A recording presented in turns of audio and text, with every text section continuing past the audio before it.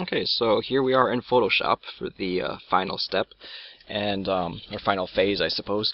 And in this phase, we use all of Photoshop's nifty photo manipulation tools to make it pop and make it just kind of look better than it already does. So this is another step that's kind of hard to give you like really direct instructions about, but I don't know, for me, I did a photo editing for a while, and if you have experience using Photoshop for photo editing, I think that's very useful. Just learning how to color balance and correct for shading and things like that. And I think it's going to depend on each photo, but just some general ideas about what I did. First off, I took a black layer and set that as color in Photoshop, so that makes it basically just desaturates the entire image. And so I could have turned this layer on and off just to kind of make sure that things are separated correctly.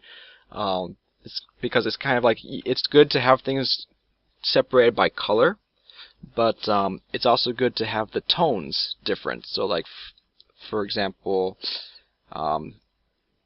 in this area, like this and this, you want to kind of make these be different tones. You want the background to be a little bit darker or a little bit lighter or something. I mean, there's a number of different patterns you could do. You could have the character dark and the background light, or the background dark and the character light. There's a lot of different possibilities, but you kind of want to have like a sort of layered effect, which is another thing I might be able to go into a different video, but have kind of a layered thing where you have a foreground, a midground, and a background to just kind of give that sense of depth. So I won't go too much into that, but basically, yeah. So I have this desaturation layer here to kind of get an idea of what it looks like if it was in black and white, and then I kind of go down through the layers, and I make sure that everything, I kind of change the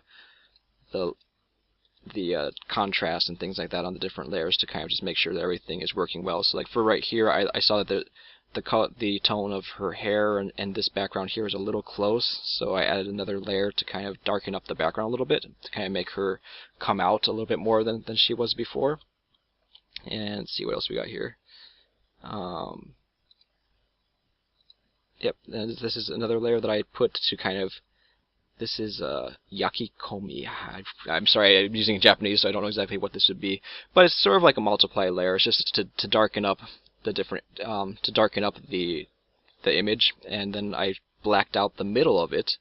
So let's see if I could bring out. There you go. So you can see how the middle is blacked out where the character is, so that the things that I want you to look at, I didn't touch, but the things that I kind of want you to kind of just like leave to the side of your view, and not really pay too much attention to, I allowed this layer to kind of multiply the values there to make those darker than they would be usually, and allowed for the high contrast stuff to be in the middle of the to be where I want to lead your eye.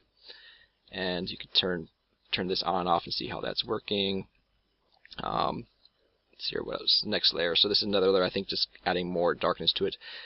This one is a multiply layer. Okay, so this was another multiply layer, and here I think I multiplied and kind of blocked out certain areas here, and I kind of wanted to emphasize other areas here with like the sand clock and other parts. I wanted to get that to come out more and to add more contrast to different areas. And here we're doing a levels layer.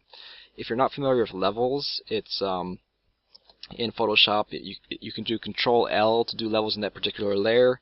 To make a sort of adjustment, a specific levels adjustment layer, you go down here, and it should be in here. It should say levels, and levels is really good to kind of like make sure that you have a good range of color and values in your image. From here, for example, and this is already pretty leveled out, so let's see if I can find one that. See if I can go before it was leveled. What if we took? That might be a little bit difficult. But anyways, so in the levels layer, if say up to here, if this was all blank, then that means that there's a big area of that spectrum that's being wasted. So you'd want to move this into like where the lines start.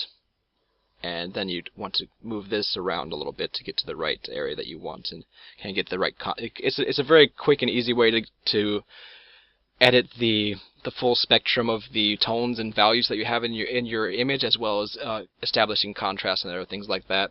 And this image has already been taken care of, so there's not a whole lot I could do with it right now. But if a lot of times you might see an image where there's like a hump in the middle, and then the sides are just empty, and in those cases you'd want to move this over to the you'd want to get rid of that empty space so that you have like a full spectrum. So like in this particular image, you see that from the darks to the lights, it has a full spectrum of values here. And then the middle one just kind of shows where you want to put the basic focus of that. But I'm not going to mess with that too much because that was already pretty much set up. Alright, so moving on. Let's see, I added a color layer. So this is just a layer of color, and then I put it to like 30% opacity, but I mean you could change the opacity or whatever.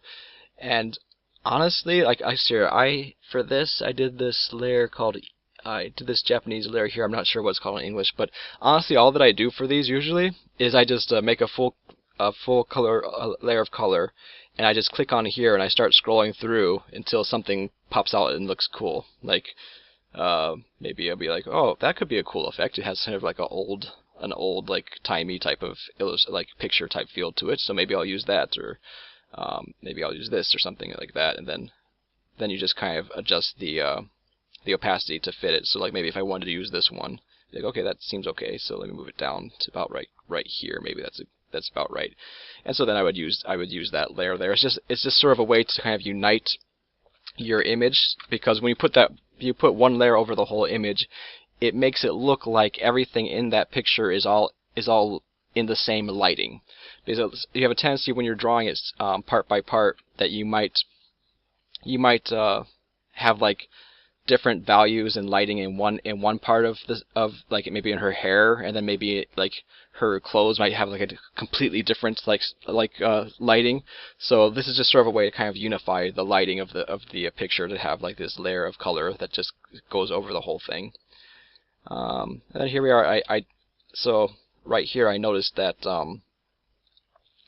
her hat is pretty much being lost into the background now, and that's no good. So I added another layer here to kind of just to kind of bring an edge to that, so that this edge of the hat here and the background here are kind of separated now.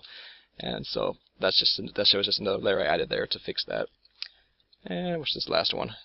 I think this last one is like a highlight or something. Let's see. Let's see here, Tsujo layer. Huh.